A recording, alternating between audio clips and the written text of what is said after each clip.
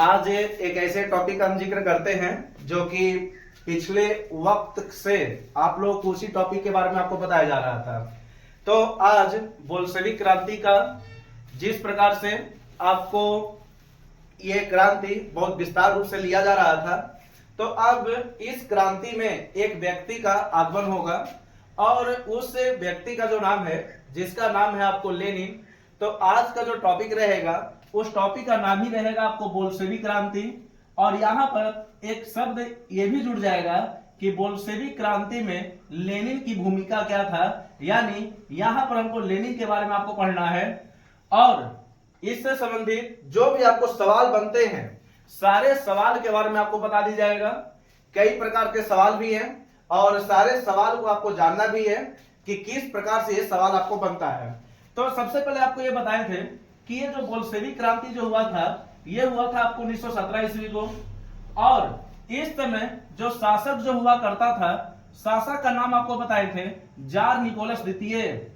Jar Nicholas द्वितीय ये एक ऐसा शासक था जो निरंकुश भी था। और मार्च की क्रांति के समय आपको इसके बारे में अच्छे तरह से रूपरेखा भी बता दिया गया था कि किस प्रकार से मार्च की क्रांति में इसका योगदान दिया जाता है। और इतना बड़ा योगदान लेता है कि बाद में यह अपनी निरंकुशता के कारण ये वहां से भाग जाता है।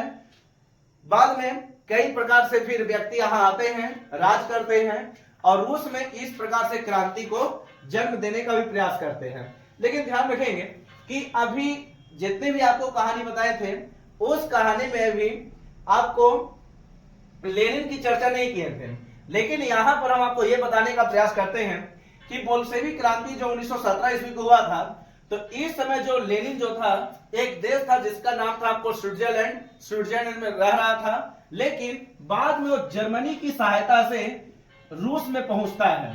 ठीक है, ये चीज समझेंगे। जर्मनी की सहायता से ये जो लेनिन जो था, ये रूस पहुंचता है, यानी रूस में आता है जर्मनी की सहायता से। ठीक है, रूस में आ जाता है। अब यहां पर समझना कि जैसा ही जर्मनी की सहायता से रूस में आता है, उस व्यक्ति का नाम था, जिसका नाम था आपको लेनिन। वैसे पूरा नाम व्लादिमीर इमानोविच लेनिन है, लेकिन पूरा नाम आपको पूछता नहीं है। जहां से आपको सवाल बनता है केवल वही पढ़े। ठीक है, ज्ञानी बनने से कोई फायदा नहीं है। अब यहां पर ये याद रखना कि जर्मनी की सहायता से जैसा ही आपको पहुंचा रूस, तो रूस में उसने एक नियम लगाया। नियम यह था कि अभी मार्च की क्रांति ही हुआ है, अभी क्रांति पूरी तरह से सफल नहीं हुआ है। हम एक और क्रांति करेंगे जिसका नाम रहेगा आपको बोल्शेविक क्रांति। ठीक है, ये चीज समझेंगे। कहने का अर्थ यह है कि इस लेनिन के द्वारा अपने आप को एक अच्छा रूप देने के लिए प्रयास किया गया। और ये लेनिन जो था, रूस को बदलने का भी प्रयास कर रहा था। ठीक है, इसलिए लेनिन ने घोषणा किया कि अभी पूरी तरह से क्रांति आपको नहीं हुआ है। वो था मार्च की क्रांति, जबकि हम एक और क्रांति करेंगे जिसे बाद में बोल्शेविक क्रांति के नाम से आपको जाना जाएगा। तो यहां पर हुआ ना कि लेनिन ने अपनी एक पुस्तक जिसका नाम था आपको अप्रैल थीसिस। अप्रैल थीसिस बहुत जरूरी है पुस्तक के बारे में, आपका जान लेंगे क्या है इसे। अप्रैल थीसिस एक आत्मकथा भी है, ये लिखा भी था, खुद से लिखा हुआ है, और ये आपको पूछता भी है सवाल और पूछा हुआ भी है। ठीक है, ये चीज समझेंगे। देखें, यहां पर याद रखेंगे कि ये जो लेनिन जो था, ये अपने समय में काफी ज्यादा जागरूक किया लोगों को, और ये कहा कि अभी पूरी तरह से आपको क्रांति समाप्त नहीं हुआ है, एक नया क्रांति को हम जन्म देंगे जिसे बाद में आपको बोल्शेविक क्रांति के नाम से जाना जाएगा। ठीक है, ये चीज समझेंगे। अब यह हुआ कि इसने अपनी एक आत्मकथा लिखा। आत्मकथा का नाम था आपको अप्रैल थीसिस। ठीक है, अप्रैल थीसिस। और इसके द्वारा एक पुलिस संगठन का निर्माण किया गया जिसका नाम था आपको चेका। चेका का भी गठन किया गया। ठीक है, बहुत भिड़िया एक सवाल ये कि चेका क्या है, तो याद रखेंगे चेका एक प्रकार से पुलिस बल है।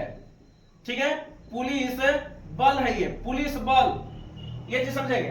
कहने का मतलब है कि लेनिन ने इस क्रांति को पूरी तरह से सफल बनाने के लिए अपने तरफ से किसी प्रकार का कमी नहीं कर रहा था।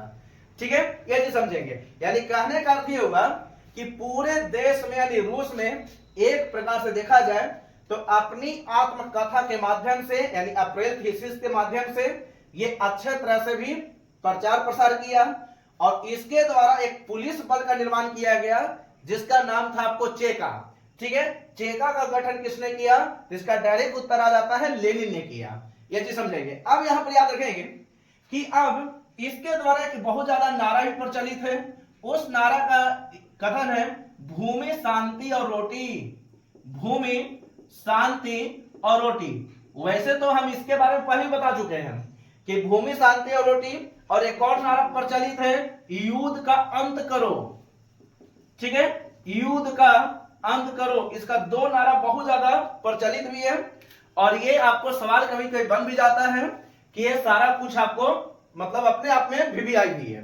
ठीक है, ये चीज अब यहां पर याद रखेंगे कि जैसे जैसे समय बीतते गया, समय बीतने के साथ साथ लेनिन ने अपने नारों के माध्यम से, अपने पुलिस बल के माध्यम से, अपने आत्मकथा के माध्यम से पूरे देश में प्रचार और प्रसार दोनों करने का प्रयास किया। ठीक है, ये चीज लेनिन ने अपने माध्यम से बोल्शेविक क्रांति को हवा देने के लिए, एक नया जन्म देने के लिए प्रयास कर ही रहा था और इसने घोषणा किया और ये सारा घोषणा आपको इस आत्मकथा में ही कहा जाता था कि लेनिन जो था ना ये अपने आत्मकथा में सारा कुछ लिख दिया था। ठीक है, कि इसी में जितना भी क्रांति यानी जो बोल्शेविक क्रांति होगा, इस क्रांति के बारे में सारा रूपरेखा आपको इसी में तय रहेगा।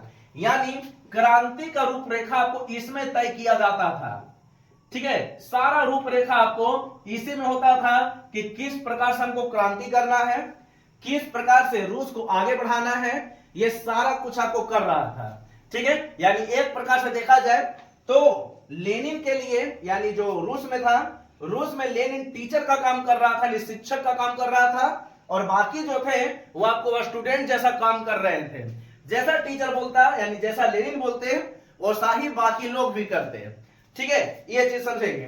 वैसे भी याद रखेंगे कि एक टीचर वही होता है जो सारे लोग को मतलब देख रेख कर चलता है।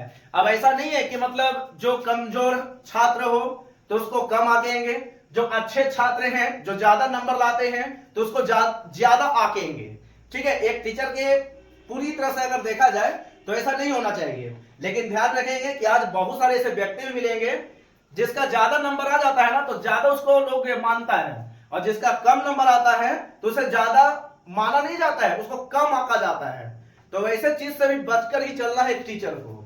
ठीक है, वैसे भी आप लोग को बताते चलते हैं कि अगर कोई भी टॉपिक पढ़ते हैं तो टॉपिक आपको बहुत अच्छे तरह से पढ़ना है।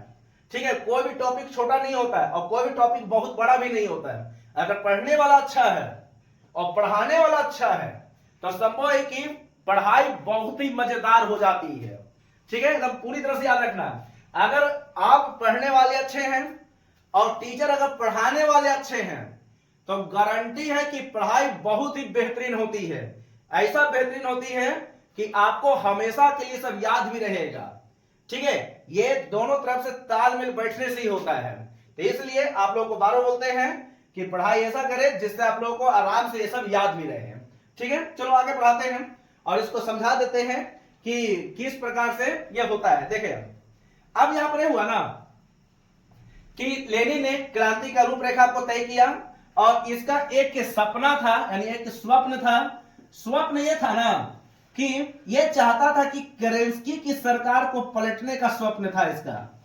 ठीक है, केरेंस्की की सरकार को पलटना इसका मेन उद्देश्य आपको बन गया था। ठीक है, केरेंस्की की सरकार को पलटने के लिए एक अपना उद्देश्य बना लिया। ध्यान रखेंगे कि लेनिन बहुत अच्छा काम भी कर रहा था और ये इतना अच्छा काम किया जिसकी वजह से ये यानी रूस में इसकी बहुत ज्यादा वाहवाही भी होती है। ठीक है, अपने तरीका से अगर देखेंगे तो लेनिन के बारे में अच्छा से आपको पढ़ना भी है और सारा टॉपिक आपको यहीं से आपको मिल जाएगा। और दिमाग में ये नहीं रखना है कि हम बोल्शेविक क्रांति पढ़ा रहे हैं तो केवल ये 10वां के लिए है। ठीक है, जैसे जैसे आप आगे बढ़ोगे वैसे वैसे आपको पता चलेगा कि जितना भी आपको पहले टॉपिक पढ़ाया गया है सारा टॉपिक आपको कंपटीशन में भी आपको पूछता है। ठीक है, तो ऐसा दिमाग में नहीं रखना है कि केवल 10 मार्क के लिए है, ठीक ना, बाकी आपको बाद में सब कुछ समझ में आ जाएगा। देखिए अब लेनिन का एक सपना यह था कि केरेंस्की की सरकार को पलटना।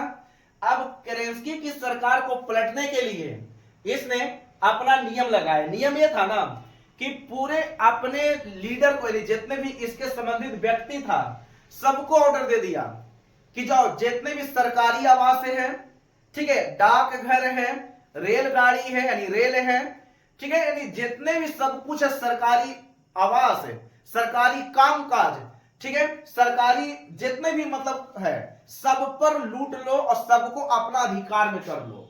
ध्यान रखना कि लेनिन ने अपना एक पुलिस बल भी बनाया, एक पूरा पुलिस था ये चेकर, और इसके माध्यम से कहा जाता था कि उस समय जो लेनिन जो था ना, जितने भी सरकारी आवास हुआ करता था, बैंक यानी बैंक, डाकघर जिसको पोस्ट ऑफिस कहते हैं, ठीक है, चाहे वह ट्रेन के मामले में हो या किसी प्रकार का सरकारी काम क्रिया क्यों ना हो, सारे सरकारी काम क्रिया पर ये अपना राज चाहता था। ठीक है, यह चाहता था कि केरेंस्की की सरकार को पलट देना, और इसका सपना पूरा भी हो गया। ठीक है, क्योंकि लेनिन के पीछे एक बहुत बड़ा शक्ति छुपा हुआ था जिसका नाम था आपको चेका, और चेका एक प्रकार से पुलिस बल का नाम है। ठीक है, ये चीज समझेंगे। अब देखिए क्या हुआ से, अब ये जो लेनिन जो था ये सबको बोल दिया कि जितने भी व्यक्ति हैं सब सरकारी आवास को लूट लो। ठीक है, सरकारी आवास पर अपना अधिकार कर लो। जैसा ही सरकारी आवास पर अपना अधिकार हो जाएगा, केरेंस्की की सरकार भाग जाएगी, और अंततः वही हुआ। ठीक है, लेनिन का उद्देश्य पूरा हुआ, और सारे बैंक पर यानी जितने भी बैंक हुआ करते थे, जितने भी सरकारी आवास हुआ करता था, सब पर अधिकार कर लिया गया। जब सारे पर अधिकार कर लिया गया ना, तो अंततः केरेंस्की की सरकार अचानक रातों रात ये भाग गई। ठीक है, ये भाग गया रातों रात। किसी को माना जाता था कि कानों कान खबर नहीं था, लेकिन ये जो रातों रात जो था केरेंस्की जो था ये भाग गया। तो जो इतना जो ड्रामा जो चला, बस इसी ड्रामा को बोल्शेविक क्रांति के नाम से जाना गया।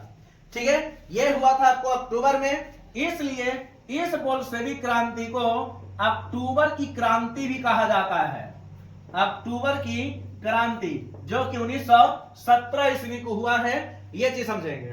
कहने का मतलब है ना कि ये जो रूस जो था, रूस में जो लेनिन जो हुआ करता था, रूस को एक अच्छा खासा रंग रूप दे रहा था, और इसी के माध्यम से ये सारा कुछ आपको क्रिया कर रहा था। बाद में लेनिन पूरे रूस पर सर्वहारा हो गया, यानी सर्वोपरि हो गया, और केरेंस्की की सरकार जैसा ही भाग गया, तो लेनिन ने घोषणा किया कि हम एक व्यक्ति तो जिसका एक मित्र इसका हुआ करता था, उस मित्र का नाम था आपको ट्राटस्की।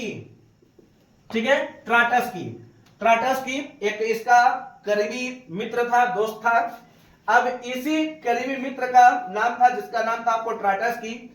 इसने घोषणा किया कि इस ट्राटस्की को हम एक पद देंगे, उस पद का नाम था आपको विदेश मंत्री का पद, यानी रूस का ये विदेश मंत्री बन गया था इस क्रांति के दरमियान, जिसका नाम था आपको ट्राटस्की।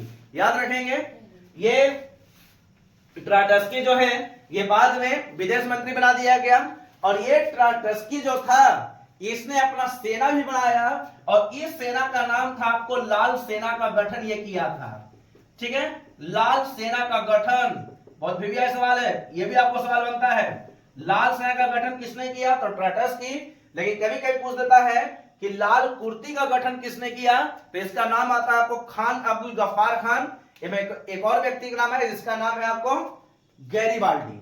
ठीक है, ये चीज समझेंगे। तो कहने का मतलब है ना कि इस प्रकार से अगर देखा जाए तो ये सारा कुछ आपको सवाल बनता है, और इसी से आपको सवाल आपको बाद में पूछता भी है।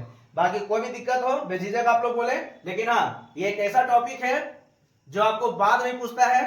दिमाग में ये नहीं रखना है कि केवल 10th का है तो 10th वाले ही बच्चे पढ़ेंगे।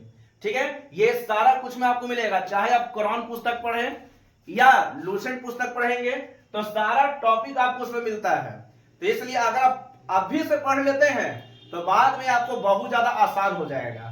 ठीक है, बाकी आप इसे आराम से उतारेंगे।